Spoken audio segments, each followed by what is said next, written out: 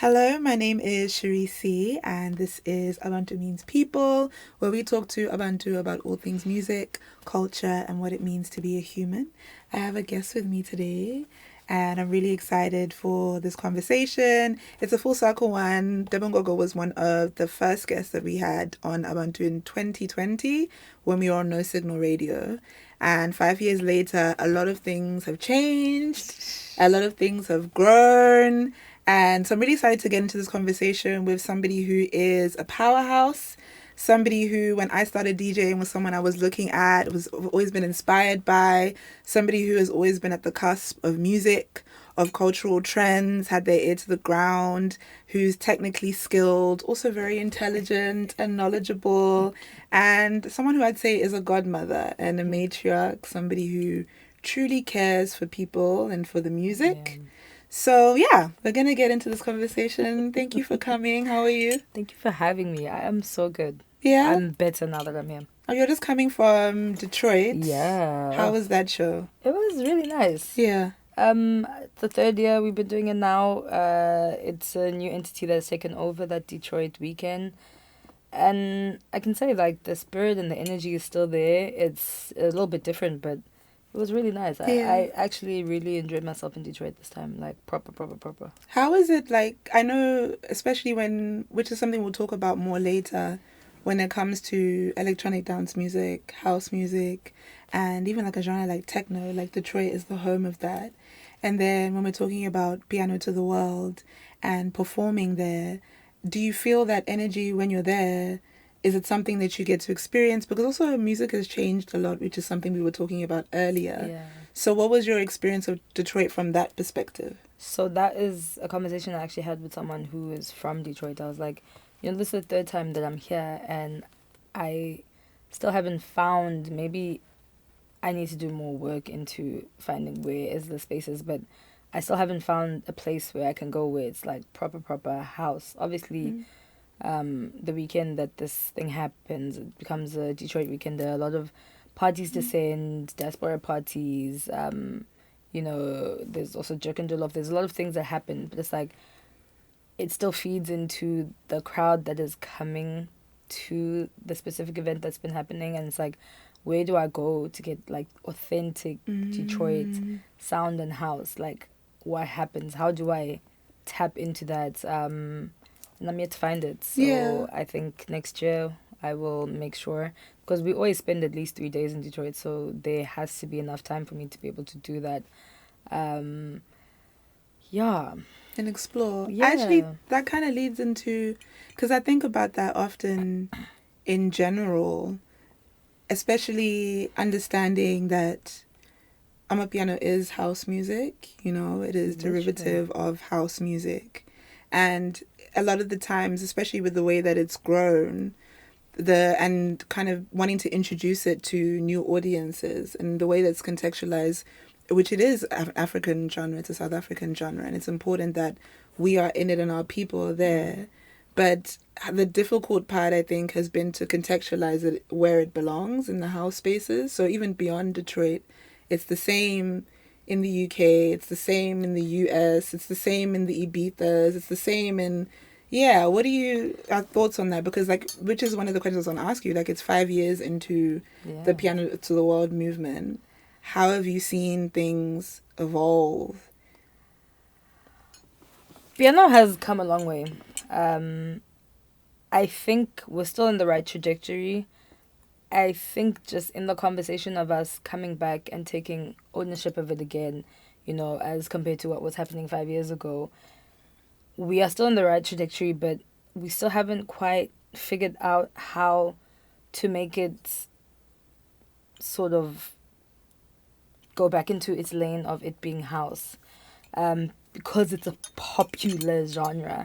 And unfortunately, it's going to now be put in the space with other popular genres because, first of all, a lot of the stuff that makes it as big as it is things like TikTok, social media, and we have so many branches of the genre branching off into even Afrobeats, into a pop, into anything under the sun, commercial value has increased, meaning that it's going to have a broader audience. But people have lost or not even actually understood the fact that piano is actually house. It's an electronic genre.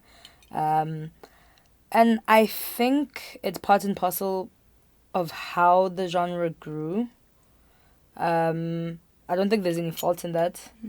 But I do think that promoters need to help us help it to get back into the right spaces. I think people have a certain perception of piano. It's a certain type of way. It's this, it's that. It's TikTok sounds, it's dances. And it's far more intricate than that. Because, like I said, there's so many subgenres of piano.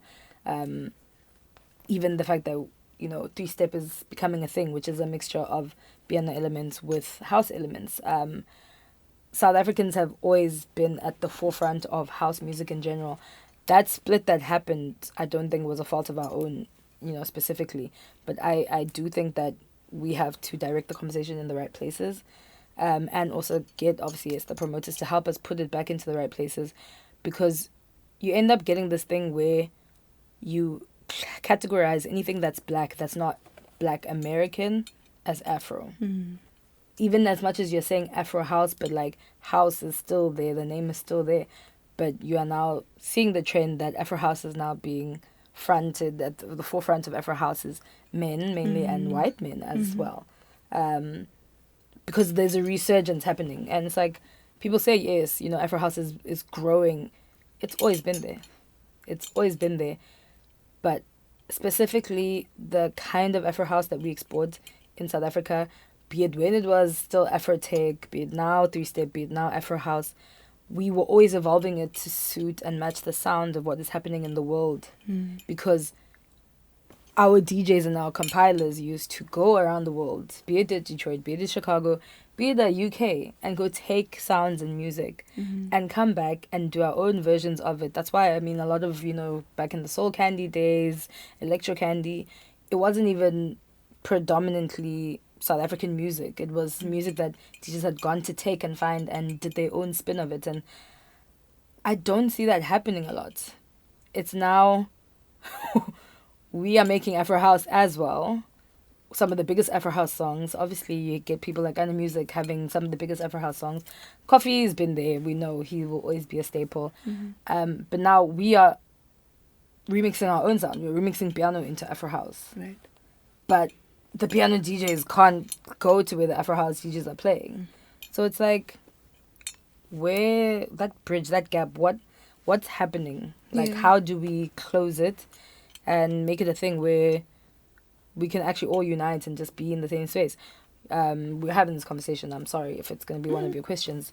People saying, why are all the piano DJs now playing house? We've always been playing house. If you're a DJ, and especially maybe not if you're as young and the first thing you started learning was piano. If you're a DJ in South Africa, even a hip-hop DJ, they will tell you every single person starts by learning how to play house.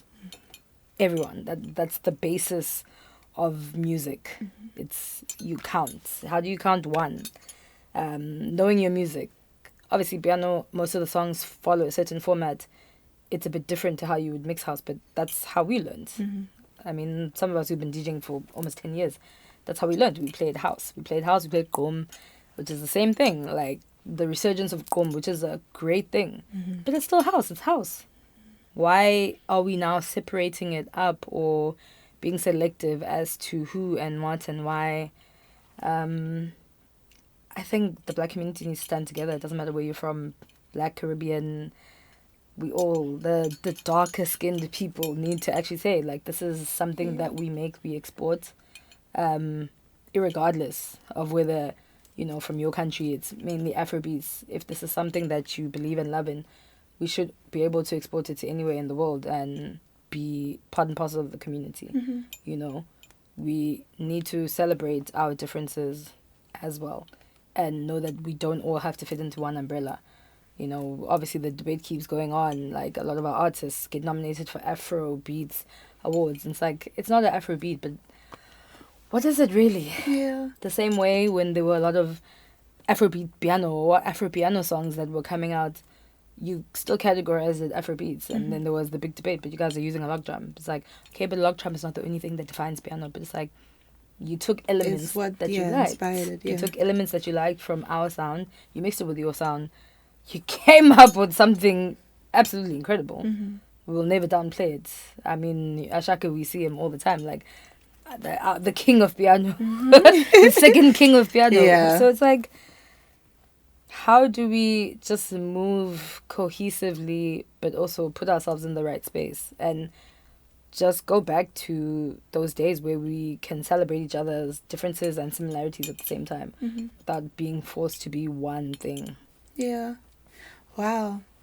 There you said so many things. Sorry. And no, not even like a sorry, but just one is like these are things that you've been thinking about. You've been thinking about. But also there's so many things that you've touched on that are so important. And going back to the beginning, like how I introduced you, it becomes evident that you know what you're talking about. And I'm going to come back on so many of the things that you said. But I think I'd love to contextualize where that knowledge and understanding comes from with you, especially when it comes to house music. And, you know, so we were talking earlier, I was saying, you know, before you were a DJ, you've always loved music. You know, you've always loved to party. You've always loved to be out. And that kind of, I always say, like, if you're a DJ, I think it's important to have a foundation of being on the dance floor, because then you understand it from the other side as well. So for you, what were the dance floors that shaped you, the DJs that shaped you, the spaces, when you think of young DBN Gogo, before she was DBN Gogo, when she was Mandisa, just Mandisa? What were the spaces that were defining things for you? There were so many. For one, I can say Stones in Pretoria, Stones Zanzu, when Zanzu was still at the top of the stairs in Hatfield. Those were the kind of places in Dancefloor that shaped me. When you used to buy a bucket of whatever your beers, your ciders, there were no tough guys. We were there to dance and sweat and leave when they were kicking us out. And this is in Pretoria? This is in Pretoria. As well as, obviously, Moloko, which was the first kind of premium club I had gone to, which is the same thing. Now we can afford a little bit better. We were buying our vodka, what's the blue one? Buying a bottle as girls, and not even sitting at a table. We would literally sit, have our bottle by the bar, in our heels, and we would rock the whole night, like suffering through it, but we were on the dance floor, committed to dancing, enjoying, having fun. Undisputed DJs, all my Pretoria boys, shaped a lot of how I understood and took in music and why I wanted to become a DJ. Obviously, Coffee, early days. You used to listen to everyone, your Glenn Lewis's, your Christos's, your Vinny's, all the way to, you know, the hip-hop DJs that really shaped things at the time. Oh my God, what's his name? Oh my God, I forgot his name. But yes.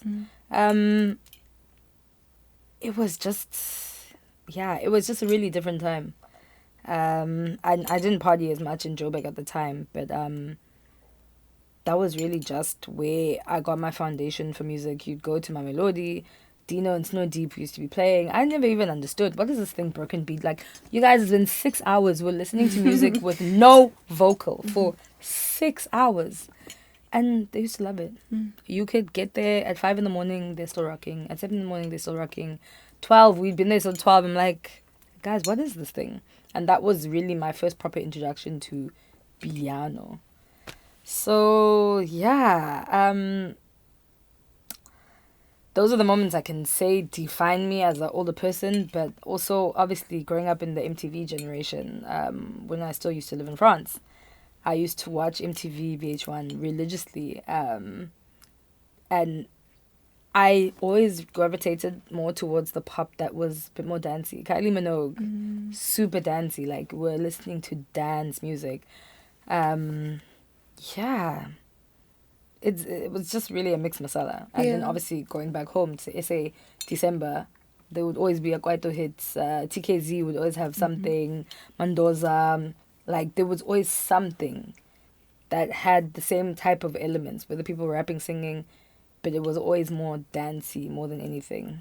I mean, my brother was more into gangster rap, American rap.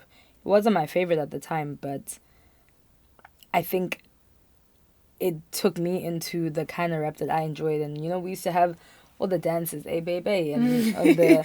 Yeah. Yes, and the, like, music that made you move. I think that was literally the foundation of what we were doing. Music that made you move, music that had a dance, music that you could relate to.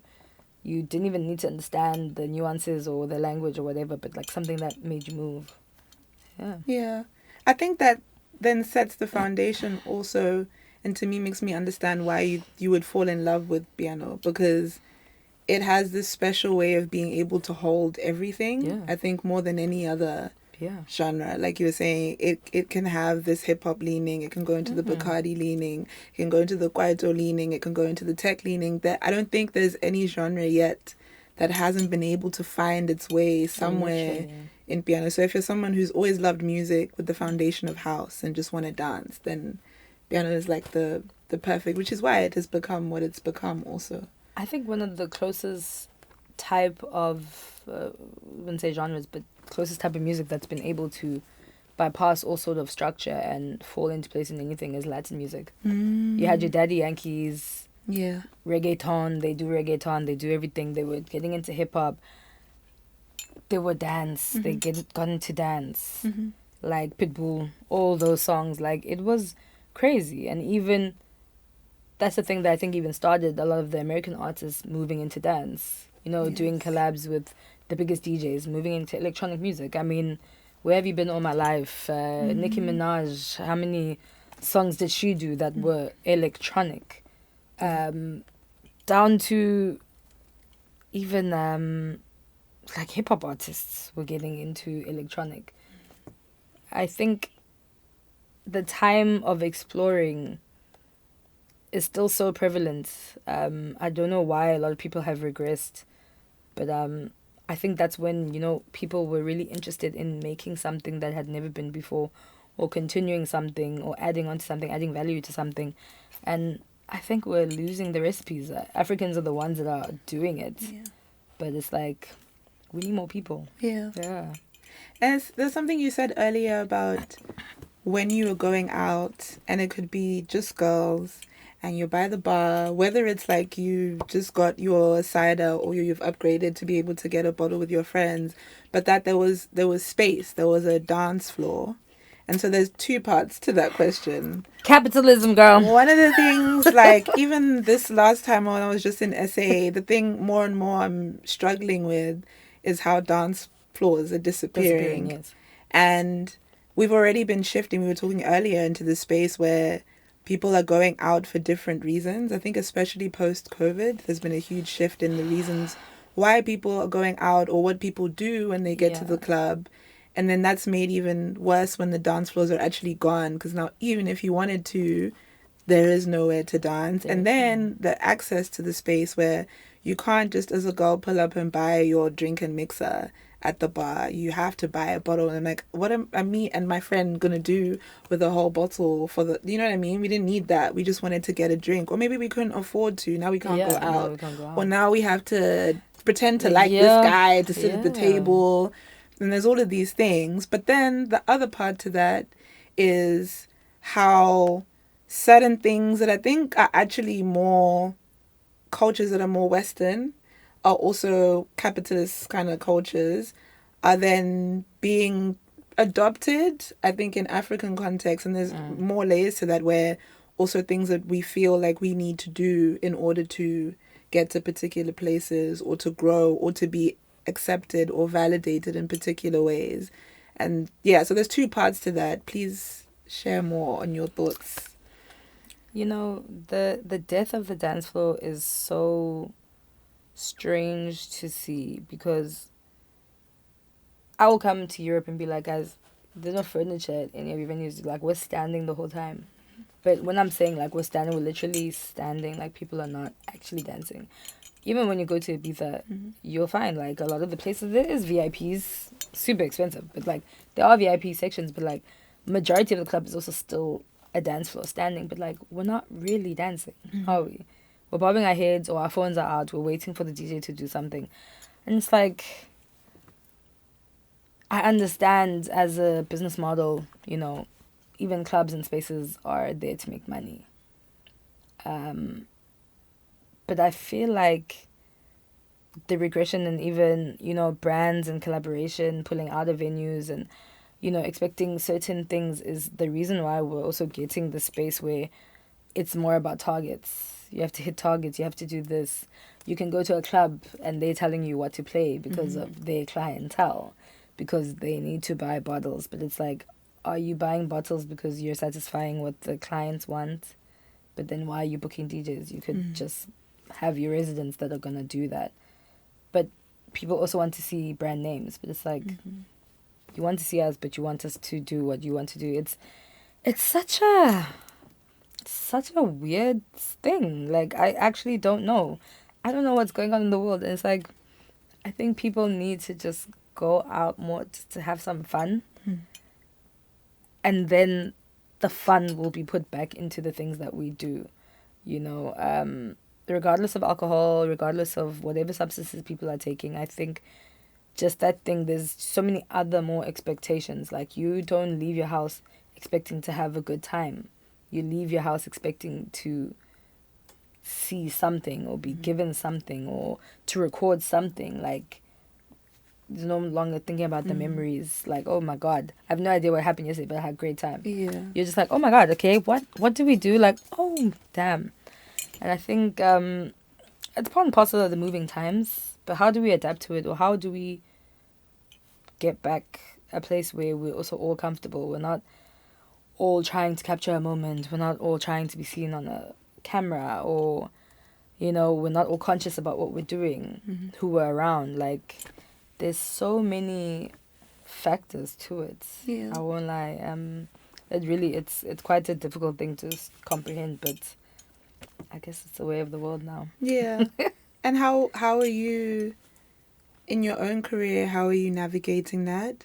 And what responsibility or power do you think that we also have as DJs to push back? You know what I mean? There's so many factors. Some things aren't not in our control, but then there are some things that are, but sometimes it means like we have to put ourselves out there in particular ways or challenge things, which can sometimes be friction. But for you, how are you navigating that? I won't lie.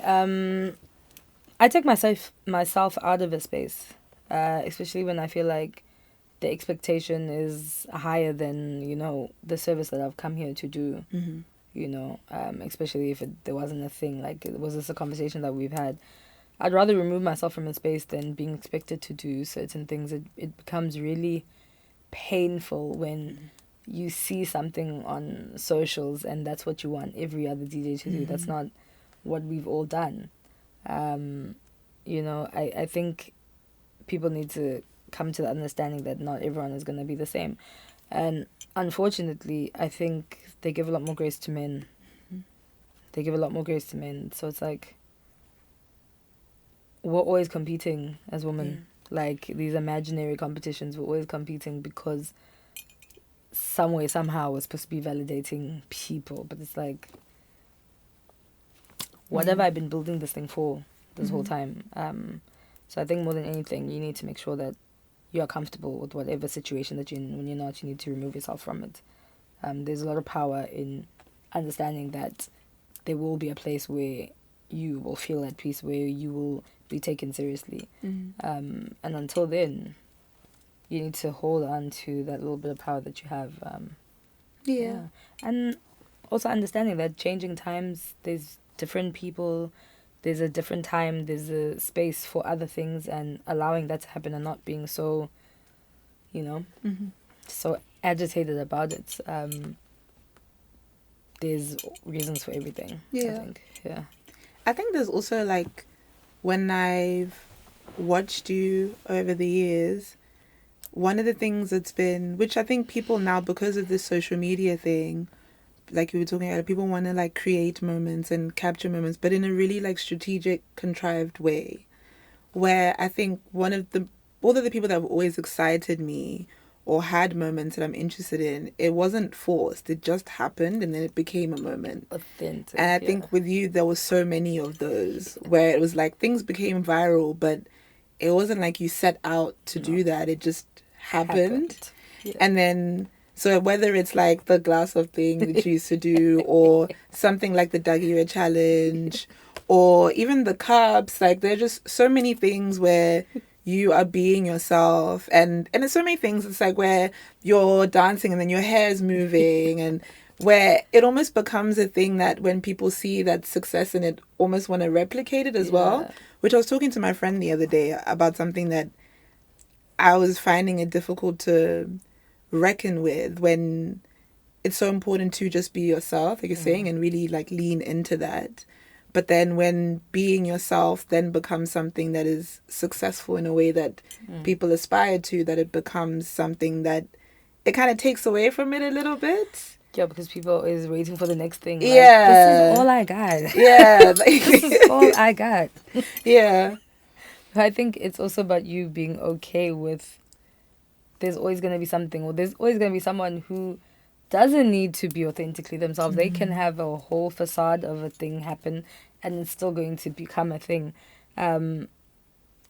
It's just the times that we live in. Yeah. People will find their way back to real things. People will find their way to things that are put there for them to consume. It's just the way of the world now, I guess.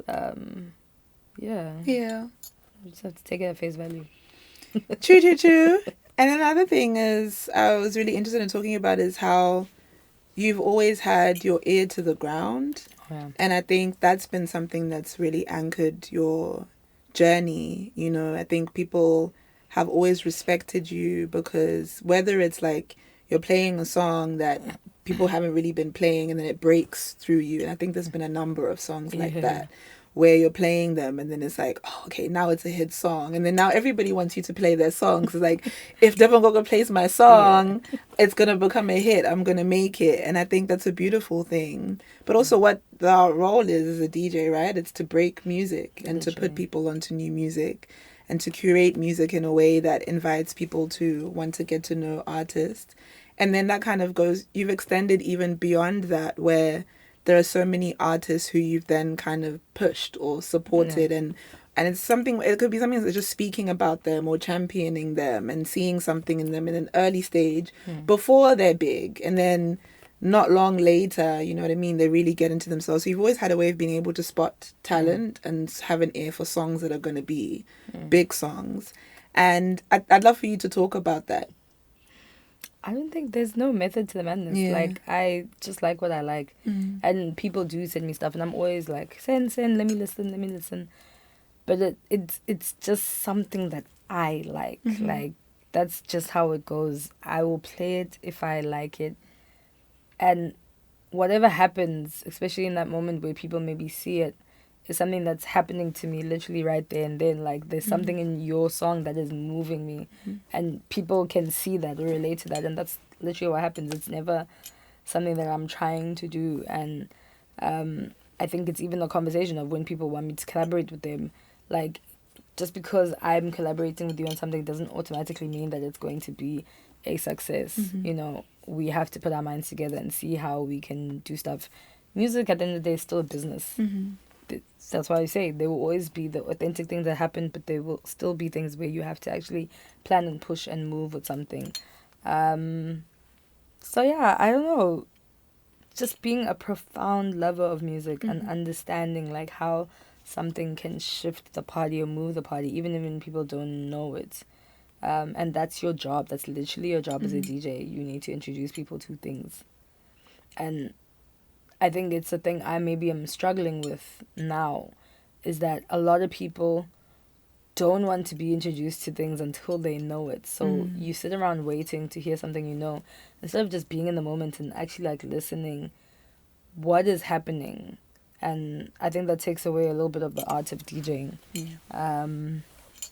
Like I said, it's new times, interesting times, and we have to learn to adapt to the changing times, but also understanding that there's places where people want to see you, but they want you to play what they want you to play. Right. And then also giving yourself enough space and time to attend the other spaces where people are really more than happy to be introduced to new stuff. It's crazy that now we have to pick and choose, like, you know, these places are becoming niche. Mm-hmm. Like, okay, I want to play here because I see that, you know, this is the experience. I think across the board, like, there's no DJ I've spoken to who's not having the same type of experience. I've spoken to a Gabs, I've spoken to a Waffles, and it's just like, dude, people keep waiting for us to do something instead of coming there for themselves to do something. I'm like, but this is the scene that you guys have created. You're part and parcel of the problem and the solution. All of us. So we have to continue doing our jobs. There's no other way around it. There's no way we can maneuver that. We have to do our jobs. And some way, somehow, someday, it's going to make sense. Yeah. I think also, forget yourself as a musician, as a DJ. You have days, on days, off days. And music is so spiritual that it shows in the way that you play on a certain day. Yeah. Someone could have done something to you literally 5 minutes before you got on, and it will derail your whole, like, 30 minutes until you're like, wait, no.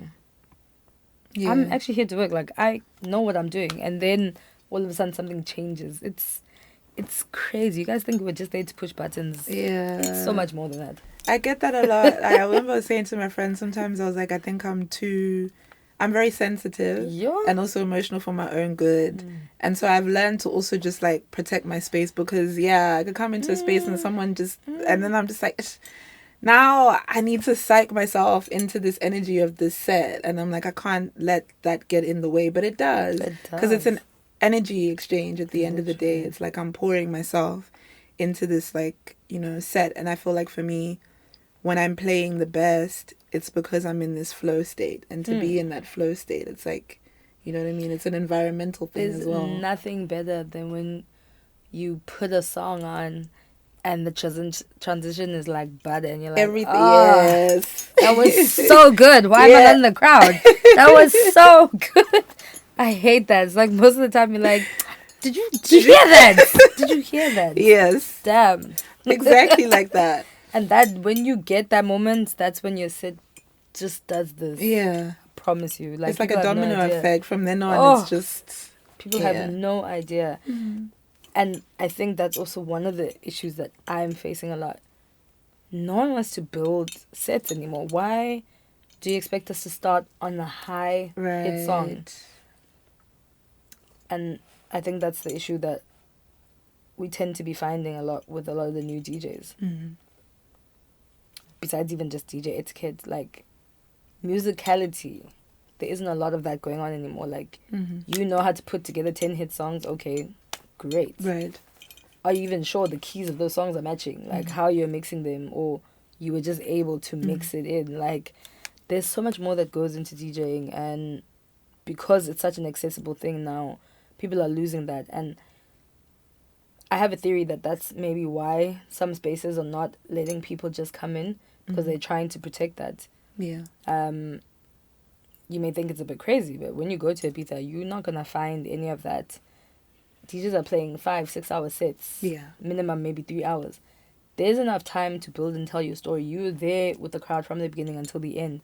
And it's like there's a whole story to be told, and you're able to fully express yourself as a musician, as an artist, as a holder of the energy in the room. You're the DJ. You hold the entire energy. But like, people are so quick to just bring back long sets, guys. Yes. Bring back long sets. This thing of... I'm tired of it. I'm sick of it, actually. Like, bring back long sets. Like, DJs need to work. Like, people need to start earning their keep. Yeah. I'm for it. People need to start earning their keep.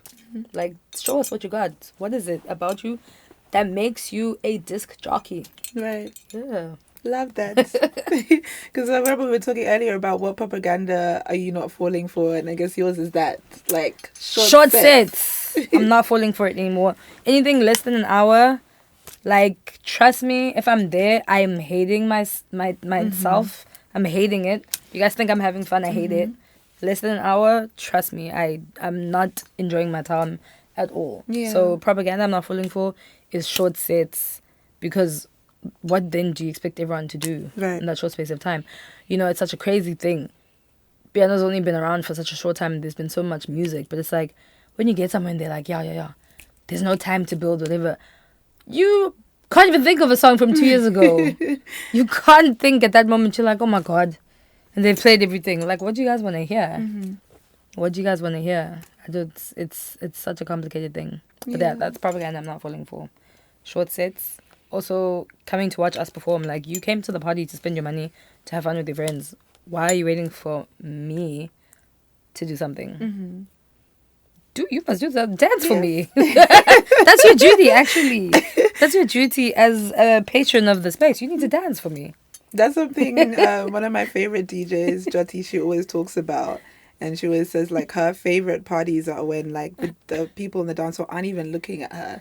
Like, turn around, have your back and face your friend. Dance with your friend. Like, sweat, you know? Be free. Yeah, I feel that. And then I think this kind of leans into your approach to your own music. So when I think of, like, your debut project, Thokoza Cafe, and in that kind of ear for talent comes through there as well. You know, there's, like, several people who... I was even talking to my friend the other day about Makanj, because I went to the Calvin Momo Symphony. And I even said to her, I was like, when I saw her on that stage, it was like, you know, when someone's like... You know, when someone's left everything there. And watching her journey has been amazing. But my first time hearing her voice was on that EP. Yeah. And since then, she's been doing amazing. And there's so many things. My first introduction to Feloloti was on that EP. And since then, so many things. But you also mentioned that you've got... It's with you know, and you said that he was someone that you used to watch playing. Yeah. And then that was also your collaborator on the project as well. So there's so many things that I think, again, it goes back to just being yourself. Like, the essence of who you are comes through in everything that you do. Like, everything checks out. Do you know what I mean? Like, when you listen to your music, it connects with the way that you play. It connects with what you like. It connects with your history of being on the dance floor. So, yeah, please talk about Thokoza Cafe and the approach to, getting to make your first project, connecting with everybody that was on the EP. Also, the stories that you were telling... Like, in getting to know you over the years, I'm like, like, these were your stories that you guys were experiencing or laughing about in the studio, the jokes that were being made, the girl chats, all of these things. I promise you. I think I feel the same about all of my music. Any music that has been successful or not even commercially successful, I feel the same. If you actually sit down and listen to it, it's some of the best music you'll actually listen to. Like, it's really, really good. Really, really good. But at the end of the day, like we say, it is a business. And going into making music the first time is going to be quite a different experience, you know. You're having to understand and pay for a lot of things yourself. You don't even have a real label. You're not, you know, and the success of obviously Possible and French Kiss at the time was unheard of for us, you know. So I'll never take for granted that people sat and they listened and they spent their money and they bought it and they streamed it and they enjoyed it because that tape was incredible. Thokoza Cafe was incredible. Makanj was the front runner on that entire tape, and I wish there was a way to drop it again so like people could like go back and listen to what this girl was doing at this time. And the way that she writes, like, she'll talk to you, be like, you know, this is kind of like what I'm feeling. How are your thoughts on this? And like, we build a conversation around it, and that's how things end up coming out. There's always something that will resonate with anyone, as much as it might be something that's going on in my life or something going on in one of the vocalists' life. I think it's one of the thing that makes the music so personable, so relatable. But also listening to the sounds. For me, more than anything, music is always a collaboration. As much as it has to have an essence of me, I think it needs to have an essence of anyone who has touched it. I don't just collaborate with anyone as much as, I mean, I do. I collaborate with a lot of people, but there needs to be something that I see in you to be like, let's actually do something. And it's really for me just to use my platform to amplify, Mm-hmm. you know, people. That's always what I've thought about it and how I go about the way that I make music. Yeah, man. I think, yeah, Thokoza Cafe was just what was happening. We were in a lockdown and we're like, you know what? Mm-hmm. When this thing gets lifted, we need to give people something to dance to. I'll forever be grateful to that project, actually. Yeah. It was really crazy. Yeah. What would you say is one of or the source of your determination? Oh, my mother. Because I know, like, she gonna whip my ass if I don't do something for my life. If I don't make it out. But no, I just used to see her strength and resilience, you know. Always being someone who was able to do things by herself. I mean, as much as she was married at the time and she had the most amazing husband that looked after me just as much as he was looking after her, looked after all of us. But my mom always instilled in me, like, you know, there's nothing in this life. Like, when I die, you don't know. What if I go blow all my money? You don't know what's going to happen to you. Like, you need to be able to make something of yourself so that I can rest in peace knowing that you are fine. So whatever it is that you decide to do, and I mean, I think maybe that was one of her first mistakes, whatever it is that you decide to do, make sure that you do it. And I'm like, all right, girl, I'm going to take your advice. Like, this is what I'm doing. And I don't think she still gets it till this time. But it's so lovely. Every time I call her, she'll ask me, were you well received? Like, did people enjoy what you were doing? I'm like, that's so cute. Like, they actually have to because they pay me to be here. But, like, she's always worried. She's like, you know, people, fame is really fickle. They'll turn on you, whatever. I'm like, I can get that and I can understand your fears. But more than anything, I'm not here for the things that are outside of what I'm actually doing. As long as I'm still playing good music, dropping good music, and, you know, staying out the way, I think I'll always have a place to be able to do something, you know, with my relationships, with everything. I think this is something that she's always known. You've always known I've been into arts, into music. There's nothing under the sun that I haven't tried to do. So it makes a lot of sense. Yeah. But yeah, I'm determined because I don't have another plan. This is it. Yeah. I mean, unless I find a rich husband. that's it. What time are we on? Let me check. Okay, sweet. Okay. I love that, and it comes with like a groundedness. And one of the other things that I really love about you is I observe you as a very loyal character, like, and loyal to even just like, which is something we were talking about earlier. We were talking about kind of what people are describing as this like exodus from piano, which we were saying earlier, or like, oh, now you're playing house, which is kind of a bit redundant because we were saying it always is house. But there is a lot in this space that can be very fleeting and kind of moving with what feels hot right now. Yeah. But I think you've always kind of stuck to, this is my taste, this is what I like, and this is what I'm going to do. But then also, even just with like your community or with your people, with your team, the people that you work with, and a loyalty in terms of like supporting those who have been part of your journey. Like, okay, we've done this thing together. I've got you as much as you've got me. Yeah. And I think it's such an important character trait, especially in the music industry, because this place can be a very treacherous place, guys. Really this place scary. can be so scary. Yeah, so yeah, like I think that's something that's really, it's really important. What would you say is something that you feel like you wish people knew more about you or understood better about you that they don't?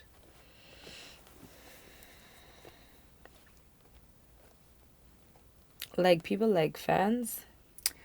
Whichever way actually you interpret it. It could be people in general or people like fans. That I'm actually like quite shy. Mm-hmm. I'm actually really quite shy. I don't want to say I'm not a people's person, but like I don't have, like, I'm not like a, like, you know, I like to be quiet, observe. I like to be in my own space. I like to listen more than I like to divulge. I'm always there for whatever people need, any problems that they have, any worries and concerns. I don't know how to be that person, like, for myself. Mm-hmm. Yeah. I think people would understand that, like, I'm not as out there as they think. Like, I'm really...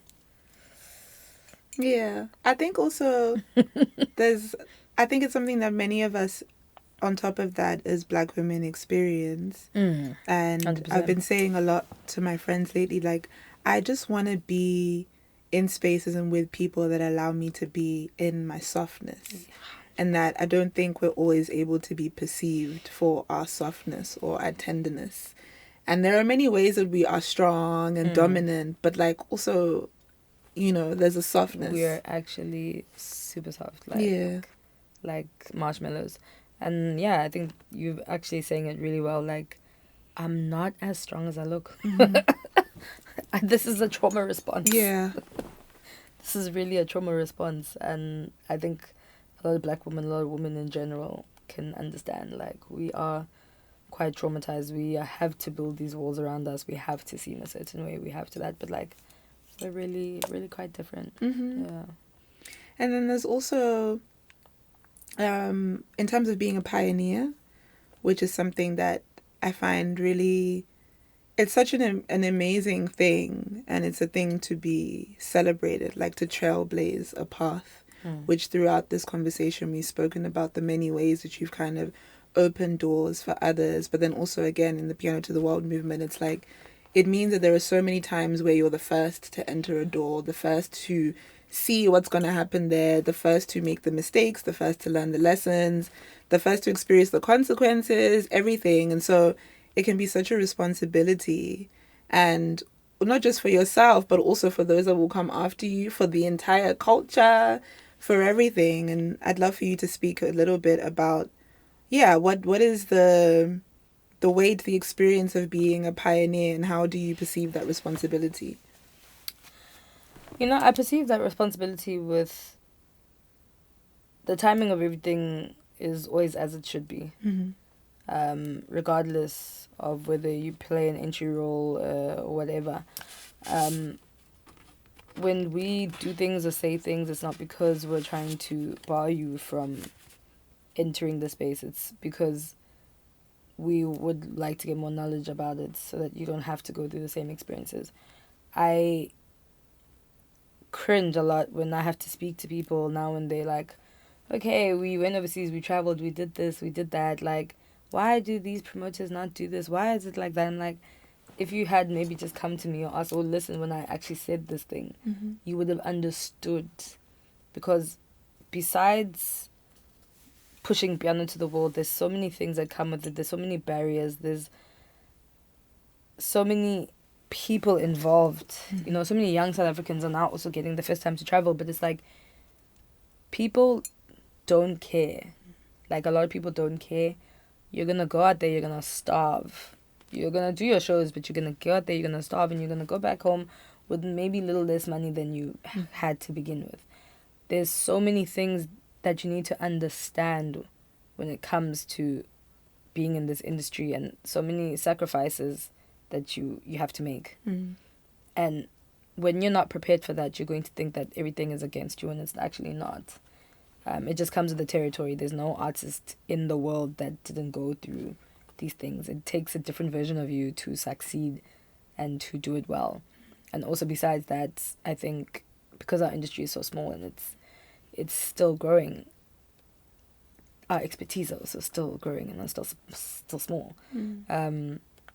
We don't have the right type of support. We don't have the right type of management. There's so many things. And also the hard-headedness of Africans, you know.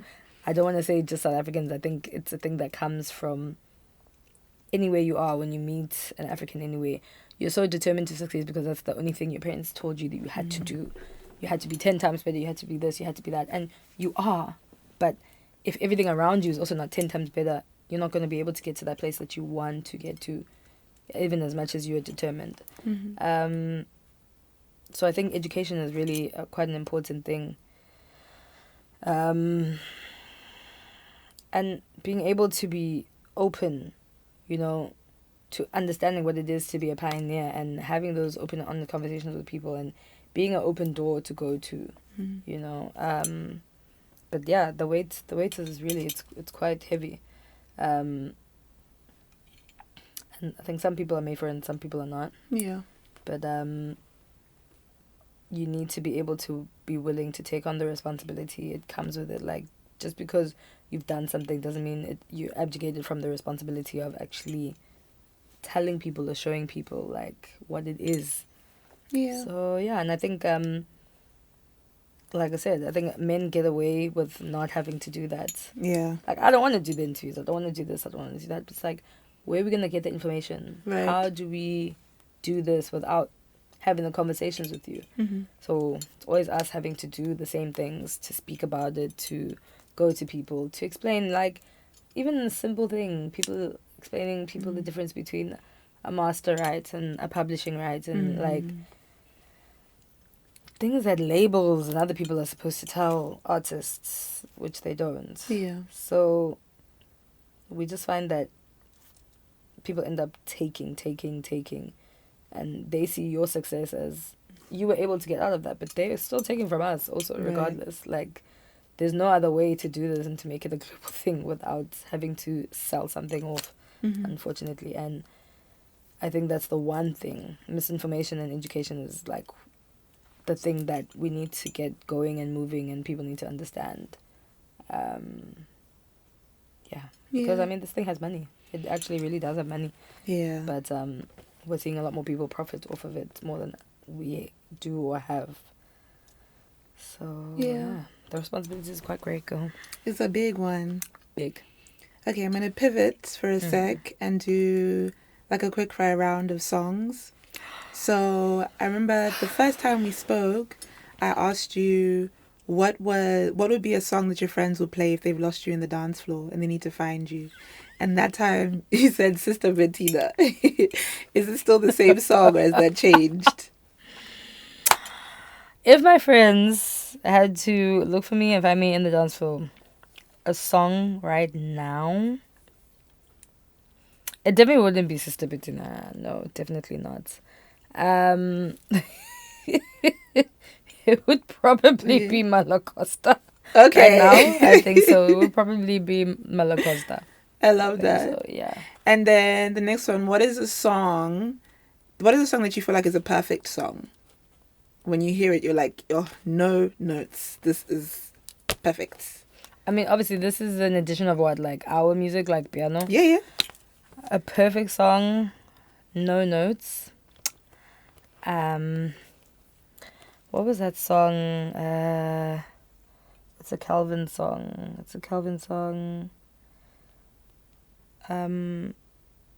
With Ginger Stone. Is it Suit and Tie? I have no notes. Perfect song. Perfect. And what is a song that makes you feel at ease, that makes you feel at peace?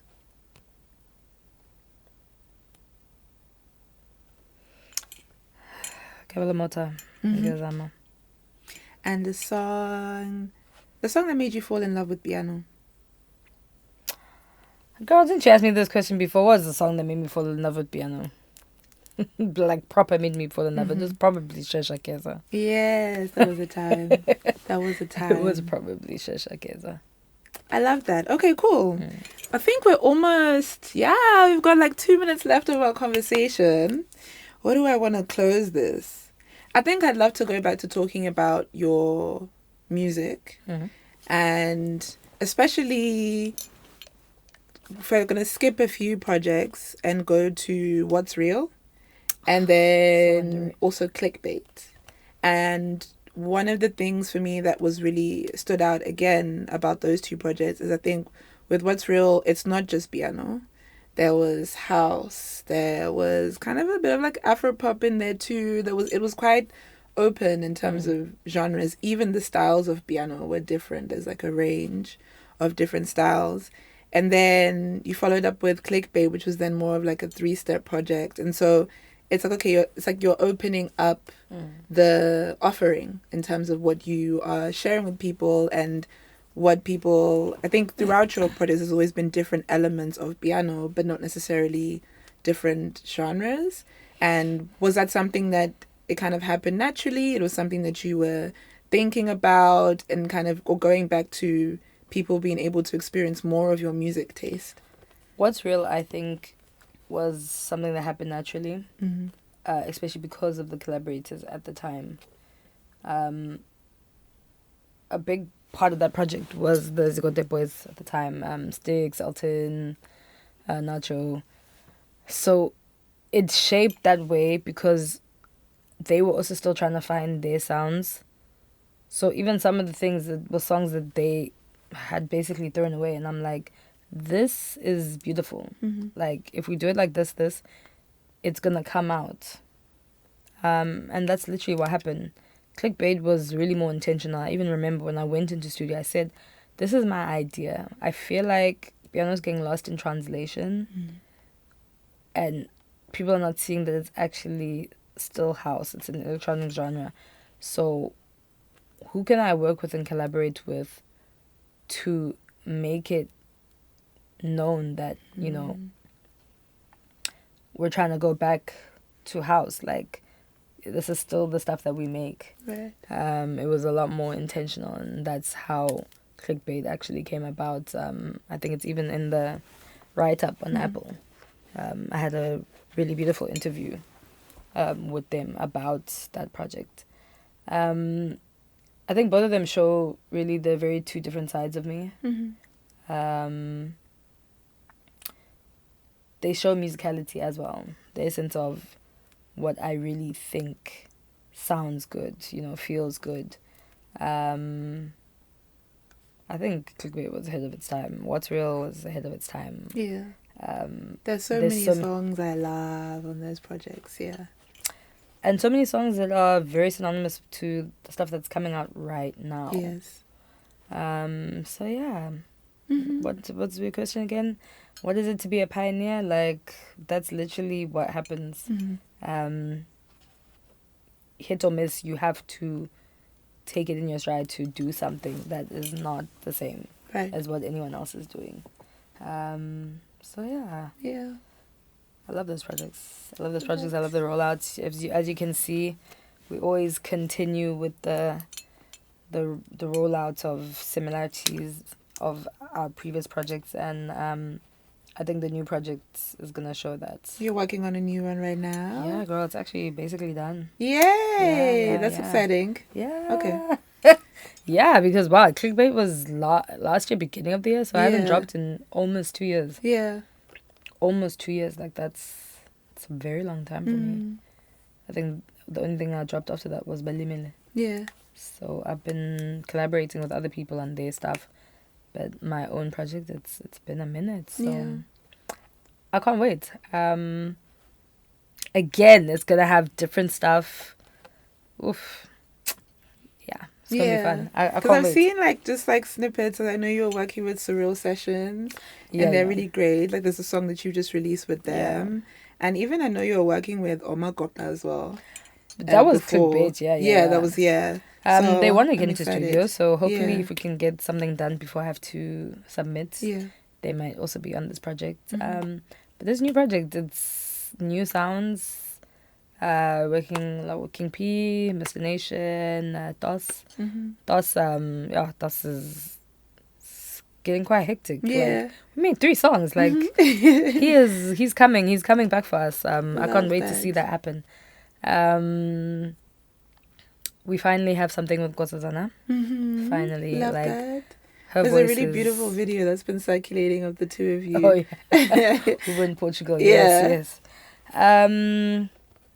Leandra's back. You know, our Utando girl. She's back. Working with on new producers as well. I actually have no idea how I'm going to make this project cohesive because it's a lot of like Afro. I wouldn't even say 3-step, like Afro, and then like King P explains his type of genre as fuego. He calls it fuego. It's not really the mix of piano and guaito, but it's sort of the guaito. The bounce is a bit different. Right. So like maybe when you hear a Kwapi and a King P song, they're not very similar because the bounce is very different. Okay. So yeah, Moonchild, we got Moonchild in studio. Love. It's gonna be and a oldie but a really goodie, Fiesta Black. No. I can't wait for you guys to hear. Like, I love nostalgia and I always try to bring that back in every single project, and I feel like so many of the kids are like, who are these people? And it's like, you guys have no freaking idea. You have no idea. And she's incredible. I can't wait. Yeah. I think that's a perfect place to close. Thank you so much. This has been really, really great. Thank you I'm for super, having me. super excited. But yeah, thank you guys. Yeah.